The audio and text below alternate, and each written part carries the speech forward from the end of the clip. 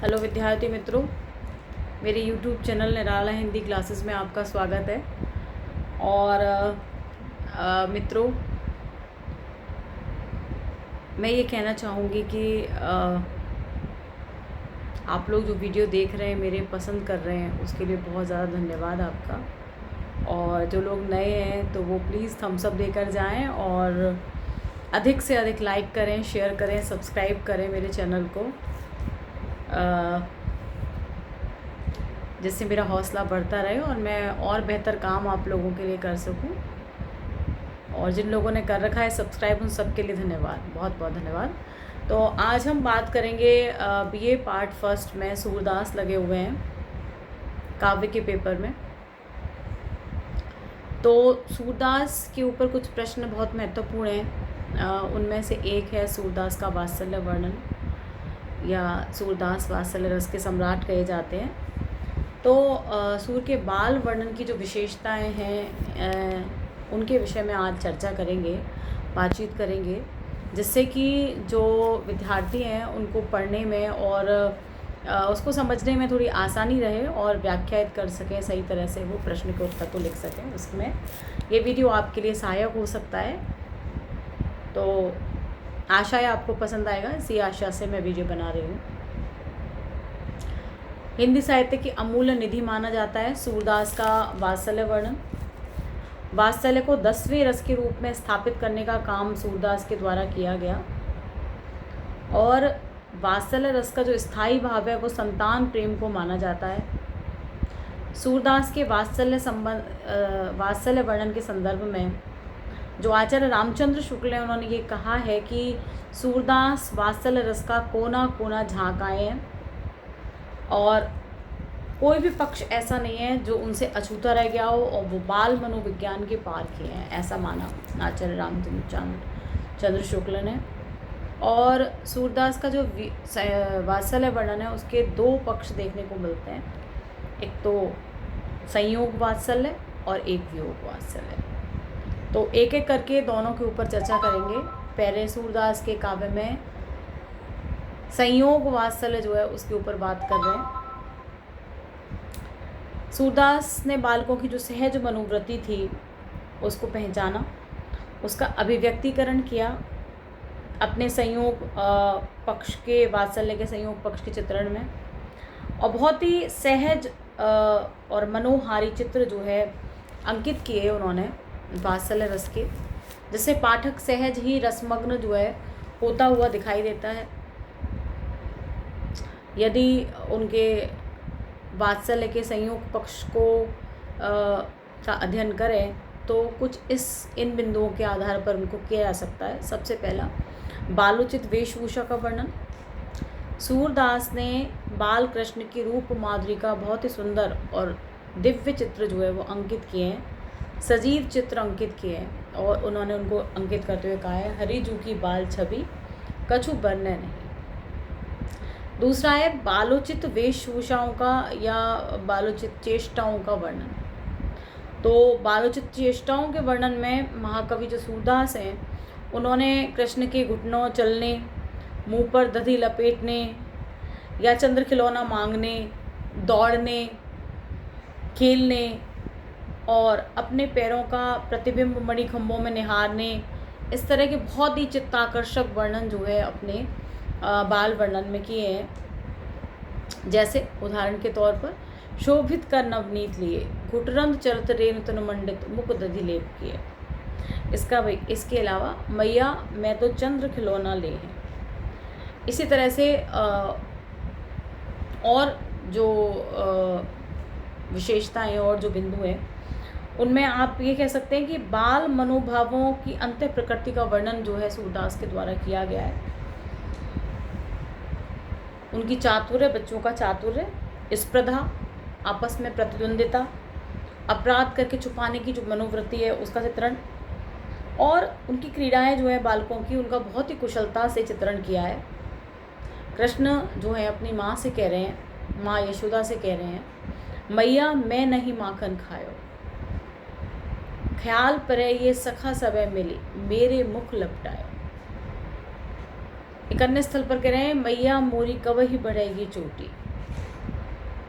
एक अन्य स्थान पे कह रहे हैं मैया मोहि दाऊ बहुत खिंचायो, मोसो कहत मोल को लीनो, तू जसमति कब जायो। इस तरह से जो सूरदास है उनके काव्य में इस तरह की झांकियाँ जो हैं बाल चातुर्य की वो देखने को मिलती हैं। इसके अलावा बालकों के जो वर्षगांठ हैं या उनके उत्सव हैं या समारोह हैं उनका भी बहुत ही सुंदर चित्रण सूरदास के काव्य में देखने के लिए मिल जाता है। कर्णछेदन संस्कार है, नामकरण संस्कार है, तो इन सब का बहुत ही सुंदर चित्रण जो है देखने को मिलता है।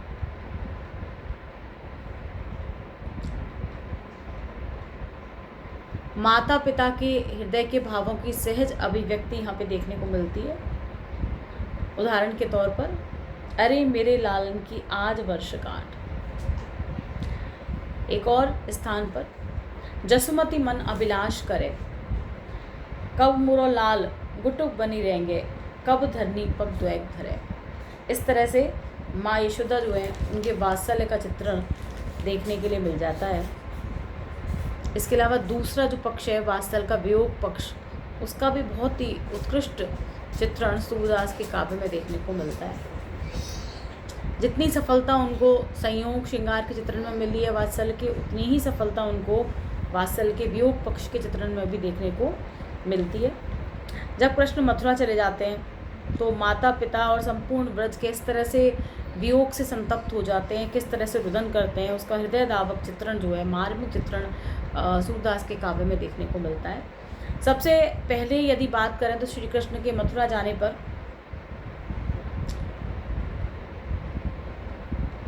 पूरी ब्रज नगरी, गोप गोपी हैं, राधा हैं, नंद बाबा हैं, माता यशोदाएं, वन उपवन, कुंज, पर्वत, नदियाँ सभी जो है कृष्ण के वियोग में रुदन कर रही हैं।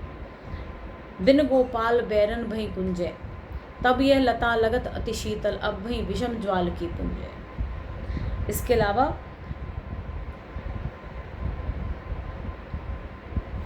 निश दिन बरसत नैन हमारे, सदा रहत पावस ऋतु हम पे, जब ते शाम सुधारे, अखियाँ हरि दर्शन की भूखी, जसोदा बार बार यों भाके।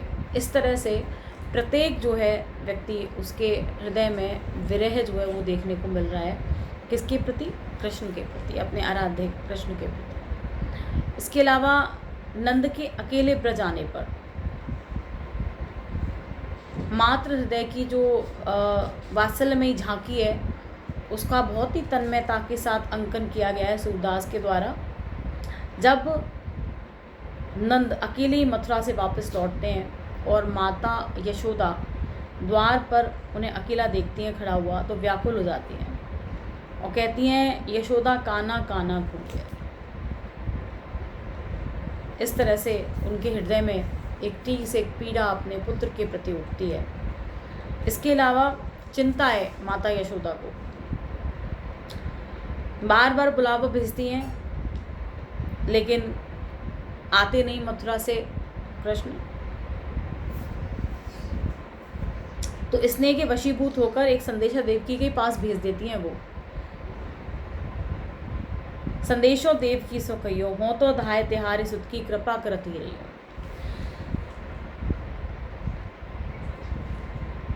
इस तरह से सूरदास का जो बाल वर्णन है उसमें बालक की क्रीड़ाओं, चेष्टाओं, उनके खेलों, उनके चातुर्य को, उनके मनोभावों को, उसकी वेशभूषा को, उसके विभिन्न उत्सव समारोह जो हैं बालकों के, वो उन सब का बहुत ही सुंदर निदर्शन सूर के काव्य में मिलता है। साथ ही वियोग पक्ष का भी बहुत ही मर्म स्पष्ट चित्रण, जहाँ संपूर्ण प्रकृति, माता पिता और सारे गोपे, राधा सभी जो है पीड़ित हैं, कृष्ण के वियोग से पीड़ित हैं। उन सब का वियोग जो है देखने को मिलता है। इसी कारण शुक्ल जी ने सूरदास के वात्सल्य वर्णन की तुलना में अन्य कवियों के वात्सल्य वर्णन को सूर का झूठा माना है, ऐसा कहना है उनका। और ऐसा मान सकते हैं कि हिंदी साहित्य की ही नहीं अभी तो विश्व साहित्य की अमूल्य निधि है। किसका वात्सल्य? सूरदास का वात्सल्य वर्णन। तो आशा है कि आपको सूर का वात्सल्य वर्णन समझ में आएगा और आप वीडियो को लाइक करेंगे, शेयर करेंगे, सब्सक्राइब करेंगे, और आप ही ना करें अपने दोस्तों से भी कराएं, और अधिक से अधिक देखें वीडियो। धन्यवाद।